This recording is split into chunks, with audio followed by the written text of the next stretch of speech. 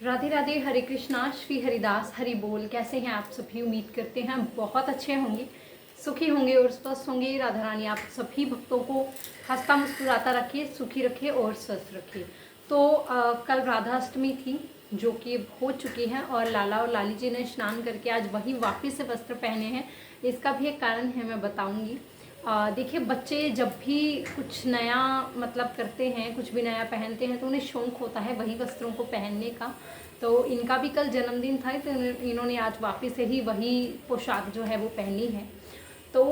चलिए जल्दी से वीडियो के विषय पर बात करते हैं। बहुत सारे भक्तों के सवाल थे कि दीदी कल राधाष्टमी थी, जैसे मैंने कल आरती में भी बहुत कुछ दिखाया था, अक्षत प्रभु को अर्पण करते हुए, फूल प्रभु को अर्पण करते हुए। और ऐसा ही सिर्फ किसी स्पेशल डे पर नहीं, रेगुलरली के लिए भी है कि हम लोग जब भी आरती करते हैं प्रभु की, उन्हें जो भी अर्पण करते हैं आरती के बाद या दिया बाती करने के बाद जो बाती बची हुई होती है या थोड़ा सा जो घी बचा हुआ होता है उसे तो हम लोग फिर भी वापस इस्तेमाल कर लेते हैं आरती में, घी को वेस्ट करने की बजाय। और जो भी बाती बाद में बचती है या फिर पूरा जो जोत हो जाती है वो मंगल हो जाती है। यदि हम लोग आप लोग अगरबत्ती करते हैं घर में तो अगरबत्ती का जो पीछे का हिस्सा बचता है या फिर जो भी हम धूप दीप जलाते हैं उसकी जो राख बचती है और जो दिया जलाने के बाद की जो राख बचती है और जो प्रभु को फूल अर्पित किए जाते हैं, इन सब सामान का बाद में क्या करना है, पूजा करने के बाद इन सब सामान का क्या किया जाए और जिससे कि हम नदियों को भी दूषित ना करें, यानी बहते हुए जल में यदि हम प्रवाह भी कर दें वो सब चीज़ें भी दूषित ना हो और कुछ चीज़ों का प्रयोग भी हो जाए, तो प्लीज़ बताइए। बहुत सारे मैसेजेस थे, बहुत सारे कमेंट्स भी थे, तो चलिए आज इसी विषय पर बात करते हैं। देखिए, सबसे पहली बात कि जो जल प्रवाह के लिए बोला जाता है वो एक बहुत ही उत्तम उपाय होता है कि बहते हुए जल में यदि आप प्रवाह कर देंगे तो इतना ज़्यादा मतलब लॉस जो हम बोलते हैं कि प्रकृति को होता है उसका कुछ परसेंट ही लॉस हो पाता है। यदि आप बिल्कुल रुके हुए जल में, जैसे एक नदी है वो ज़्यादा बहती नहीं है या एक नॉर्मली नहर है जो आपके घर के आसपास से गुजरती है या एरिया से गुजरती है, तो जब जहाँ पर पानी जमा हुआ होता है यदि आप लोग वहाँ पर ऐसी चीज़ों को अर्पित करते हैं तो ये पहली बात तो कि रुके हुए जल में किसी भी पूजा के सामान को, सामग्री को अर्पित करना बहुत ही अशुभ माना जाता है, तो मत किया कीजिए, हमेशा बहते जल में ही प्रवाह करें। और यदि बहुत सारे भक्त ऐसे हैं जो ये सोचते हैं कि बहते हुए जल में करना चाहिए, तो बहुत ठीक बात भी है ये, क्योंकि बहता हुआ जल जो है अपने साथ में हर चीज़ को बहा कर लेकर ही जाता है और ये चीज़ें वैसे आगे जाकर बड़े समुद्रों में मिल जाती हैं। तो फूल वगैरह हैं, जो राख वगैरह हैं, वो माटी ही हो जाते हैं। सो ये एक नॉर्मल चीज़ है। बस ज़्यादातर प्लास्टिक की चीज़ों का यदि आप लोग कभी प्रयोग करते हैं किसी भी पूजा के सामान में, प्लास्टिक के फूलों का, किसी चीज़ का, उन चीज़ों को कृपया करके ऐसा ना करें कि आप बहते हुए जल में बहाएं, जिससे जल दूषित होता है। तो बहुत सारे भक्तों का ये सवाल था कि जल को दूषित किए बिना हम ऐसा क्या कर सकते हैं। तो देखिए, सबसे पहली बात कि आप लोग जो भी पुष्पों को अर्पित करते हैं प्रभु को, जब वो मुरझा जाते हैं, यदि आप कभी कहीं बाहर जा रहे हैं, उन सभी सामानों को ना एक लिफाफे में, एक पॉलिथीन में या एक बॉक्स में आप लोग अलग से इकट्ठा कर लें। जब आप कहीं जा रहे हैं वहां पर आप लोगों को बहता हुआ जल ऑप्शन में मिल रहा है तो बिल्कुल जल प्रवाह करें,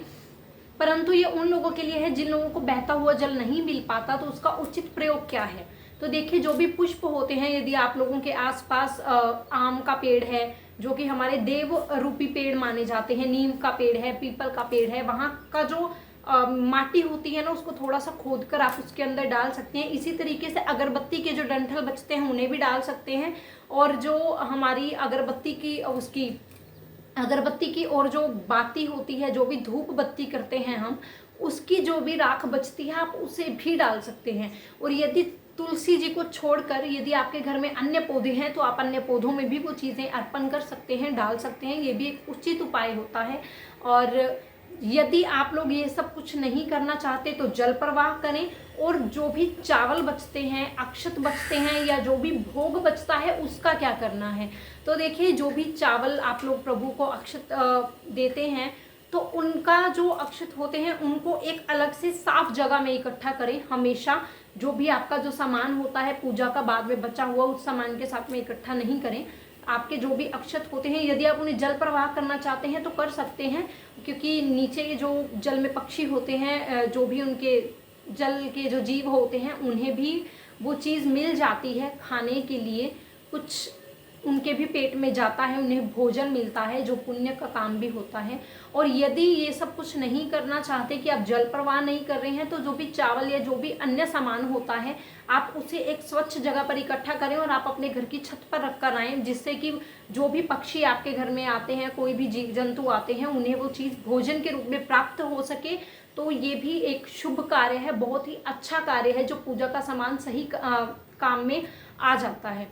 और इसके अलावा जो भी भोग हम लोग प्रभु को भोग लगाते हैं उसका क्या करना है, तो चलिए जो भी भोग आप प्रभु को लगाते हैं उसका कुछ हिस्सा, यानी कि मान लीजिए कि आपने एक लड्डू लिया है, उसका 1/4 हिस्सा आप छत पर रख कर आए, पक्षियों के लिए, जीव जंतु के लिए या फिर गौ माता के लिए आप लोग उसे निकाल दीजिए। और बाकी का जो हिस्सा बचता है भोग के बाद,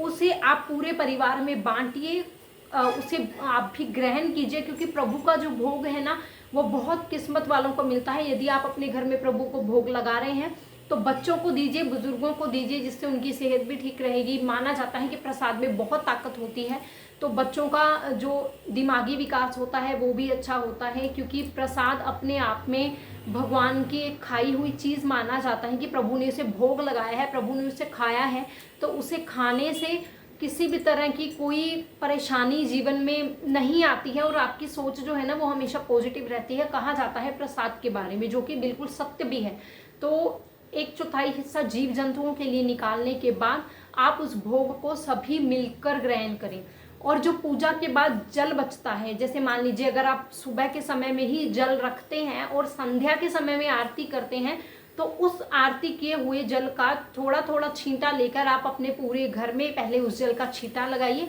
और फिर संध्या के समय में अपने जो गेट होता है आपका, उसके दोनों ओर उस जल को थोड़ा थोड़ा डालकर एक चंद्र के आकार में सर्कल पूरे घर के बाहर बना दीजिए। उस जल से कहते हैं कि संध्या के समय में इस तरीके के बाद अगर कोई भी नेगेटिविटी होती है तो वो घर में नहीं आती, कोई भी बुरी चीज़ आपके घर में प्रवेश नहीं कर सकती। और जो भी जल आप प्रभु के पीने के लिए रखते हैं, ध्यान रखें कि उसको सही से रखें, और उसके बाद आप लोग वो जल पूरे परिवार में या कोई भी पी सकता है, आप बच्चों को पिला सकते हैं, तो उस जल का जो है सदुपयोग भी हो जाएगा, सो आप लोग उसे पी सकते हैं। परंतु जो जल मंदिर में नॉर्मली हम लोटे में रखते हैं उस जल को आप इस तरीके से यूज़ कर सकते हैं। और जो जल आप लोग संध्या के समय में भरकर वापिस रखते हैं, उस जल को आप सुबह सुबह जब भी पूजा करते हैं तो उस जल को आप लोग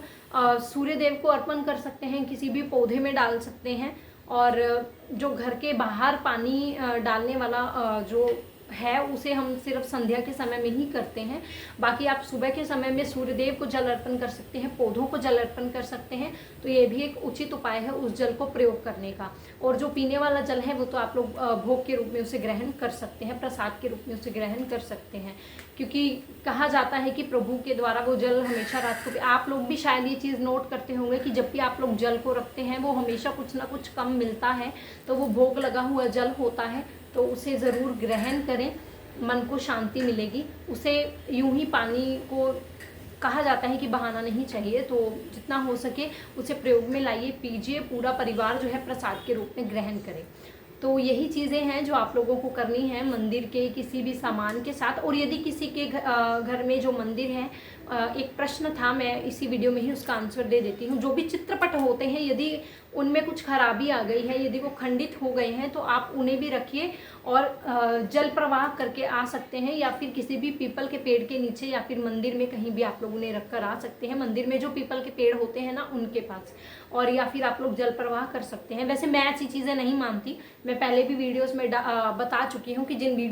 फोटोज़ के जो है कांच टूट जाते हैं तो मैं उन्हें वो निकाल कर, और मैं चित्रपट हमेशा अपने पास रखती हूँ। मैं नहीं मानती कि भगवान उसमें से निकल जाते हैं, तो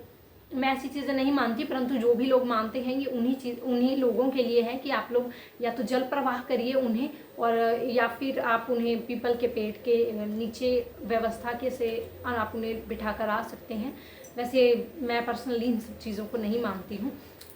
तो आई होप कि आप लोगों को वीडियो अच्छा लगा होगा। और यदि इसके अलावा भी आप लोगों का भगवान की पूजा सामग्री से रिलेटेड पूजा होने के बाद यदि कोई और सामान आप लोग यूज़ में लेते हैं, तो यदि इससे रिलेटेड आप लोगों का कुछ भी प्रश्न हो तो प्लीज़ मुझे कमेंट कीजिए, मैं कोशिश करूँगी कि आपके प्रश्नों के उत्तर दे पाऊँ। तो मिलते हैं नेक्स्ट वीडियो में, तब तक के लिए राधे राधे, हरे कृष्णा, श्री हरिदास।